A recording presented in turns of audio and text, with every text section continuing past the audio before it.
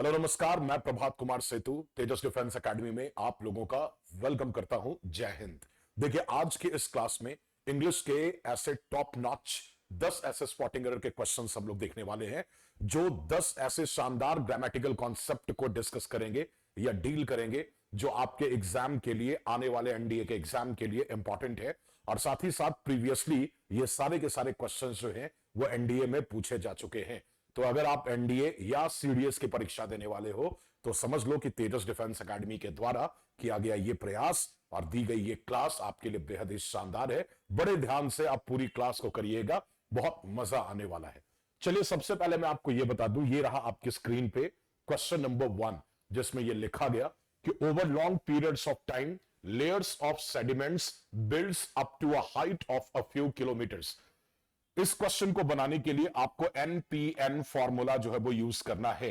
कहने का मतलब नाउन प्रेपोजिशन, नाउन का फॉर्मूला यूज करना है। यह कहा जाता है कि अगर टू नाउन्स के बीच में एक प्रेपोजिशन है तो आगे आने वाला जो वर्ब होगा ये ऑलवेज फर्स्ट वाले के अकॉर्डिंग होगा। अब यहां पे नाउन भी हो सकता है, प्रोनाउन भी हो सकता है, वर्ब भी हो सकता है। मूल रूप से कहें तो यहां पे अगर दो वर्ब्स, दो सब्जेक्ट्स हैं और बीच में एक प्रेपोजिशन है तो प्राइम सब्जेक्ट आप किसको मानेंगे? फर्स्ट वाले को, और उसी के अकॉर्डिंग आप वर्ब जो है वो चलाएंगे। अब इस कारण से क्या है, यहां पे पहला नाउन हमारा लेयर्स है, उसके बाद एक प्रेपोजिशन है और दूसरा नाउन हमारा सेडिमेंट्स है। तो उस सिचुएशन में जो वर्ब होगा ये फर्स्ट वाले के अकॉर्डिंग चलेगा। और फर्स्ट में जो आपने सब्जेक्ट लिया है ये प्लूरल है ना, लेयर नहीं, क्या है ये? लेयर्स। तो इसके अकॉर्डिंग प्लूरल वर्ब चलेगा। और किसी भी वर्ब में एस लगा हो तो वो सिंगुलर वर्ब होता है, और जब एस हटा दें तो ये प्लूरल वर्ब होता है। तो जाहिर सी बात है कि प्लूरल सब्जेक्ट तो वर्ब भी प्लूरल, यानी बिल्ड्स नहीं, आप बिल्ड लेंगे, यानी कौन सा पार्ट आपका आंसर हो जाएगा? सी। क्लियर? तो आप ये एनपीएन फॉर्मूला आप हमेशा दिमाग में रखिएगा, क्योंकि इससे एग्जाम में क्वेश्चन जो है वो बहुत ज्यादा पूछा जाता है। Now the second question, when a gas is cooled down it turns into a liquid from a process. Okay, in the second question, you must have to aware of the fact that whenever you talk about a process, process is a wholesome procedure of working on a project. Okay, and whenever we do a process, we must have to use a preposition through. Okay, यानी कि यहां से आप from को replace करेंगे, किससे replace करेंगे आप? Through से replace करेंगे।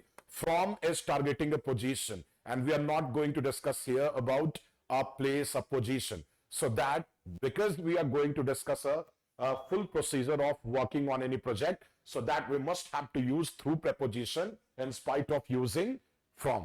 Okay, तो ये हमारा सेकंड क्वेश्चन था, ये भी बहुत सिंपल था। नाउ द थर्ड क्वेश्चन, ये भी बहुत सिंपल है। If you want to know the news you can read a newspaper. अब ये जो क्वेश्चन आप देख रहे हो इसमें नो मिस्टेक है, इसमें कोई गलती नहीं है। क्वेश्चन नंबर 4 की तरफ चलते हैं। Columbus made his first voyage from Europe to America on 1492। अब ये लिख रहा है कि 1492 में कोलंबस जो है वो क्या आया? कोलंबस जो है वो पहला वॉयज यूरोप से उसका अमेरिका की ओर निकल चला, है ना। तो जाहिर सी बात है कि 1492 में आप कहना चाह रहे थे, तो ऑन नहीं, प्रेपोजिशन आप क्या यूज करेंगे? इन का यूज करेंगे। क्वेश्चन नंबर 5 की ओर आते हैं। बड़ा सिंपल है, ये बहुत इजी है। ओके, लेकिन whenever the sky is clear you can see the stars in the night. Okay, अब इस क्वेश्चन में क्या मिस्टेक है जरा ध्यान से समझना। आपने लिखा you can see the stars, you can see the stars in the night आपने लगा दिया, but you are not going to discuss any specific night, so that you will not write in the night, you should write what? In night, है ना। यानी आप the को definite article को यहां से रिप्लेस करेंगे, the sentence will be correct. Now the next question, question number 6, I am not working tomorrow, मतलब मैं कल काम नहीं कर रहा हूं। ठीक है, सुन लो मेरी बात। सो आई डोंट हैड, अब यहां पे देखो एक प्रॉब्लम है भैया। प्रॉब्लम क्या है जरा ध्यान से समझना। जब भी आप ना डू का, डज का और डिड का, इन सारे प्राइमरी हेल्पिंग वर्ब्स का अगर यूज करते हैं या प्राइमरी ऑक्सिलरीज का यूज करते हैं, then you must have to take main verb in the first form. Okay, which form? First form. Okay, so that यहां पे आप डू के साथ आप V3 यूज नहीं करेंगे, आप V1 यूज करेंगे। और हैड का V1 क्या होता है? हैव होता है। क्या होता है बेटा?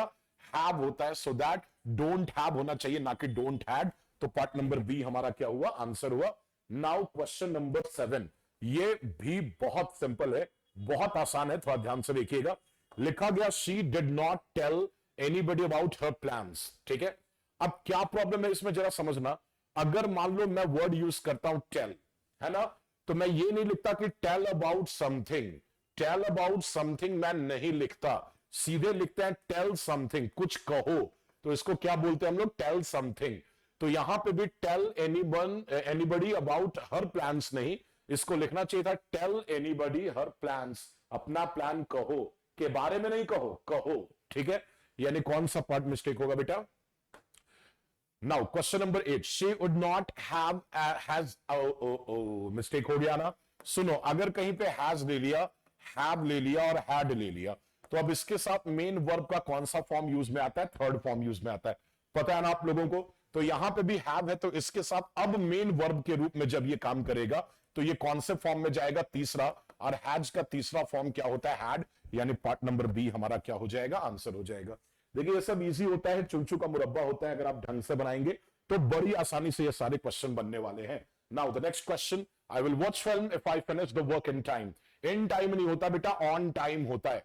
अगर आपको ये शो करना है कि you are punctual and the work will be done at the targeted time, तब उस सिचुएशन में आप इन टाइम नहीं क्या बोलते हैं, आप ऑन टाइम बोलते हैं। नाउ द लास्ट क्वेश्चन, बहुत सिंपल है, बहुत आसान है।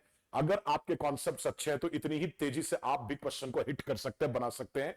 In 1989, the government did an about face and Iran restored its family.